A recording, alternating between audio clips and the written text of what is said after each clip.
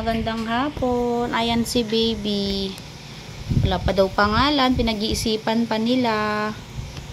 Ayan, March 31, 2024. Baby out, 1:56 PM. Ayan, oh, baby girl.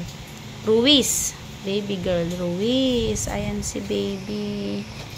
Good cry. Naibigay na rin yung mga initial vaccine para kay baby. Yan, ang cute ng baby nila. Ayan. Parang nagugutom na siya, ah. Kain mo na si mami mo. Tapos, dedede ka, ha. Mga initial vaccine, ibibigay namin kay baby, ha. Hepa B, vitamin K, tas eye ointment sa mata. Susulat din namin yung sa book ni baby mo, no. Bibigyan ka namin ng baby book para kay baby mo.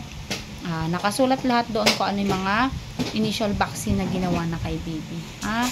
Ayan, 24 hours mag-stay kayo dito ni baby, tapos para maobserbahan bago kayo umuwi, no. Pag wala nang problema, nag-stay na kayo 24 hours, pwede na kayong ma-discharge ni baby. Ayan. Ito naman si mami. Hi mami, okay lang? Okay lang, nakaraos na. Karaos na. Ayan si mami, parang hindi nanganak, ah. Kalipstick si mami, oh. Tignan mo si mami. Ayan. Kain ka na, tapos magpa-breastfeeding ka, ha.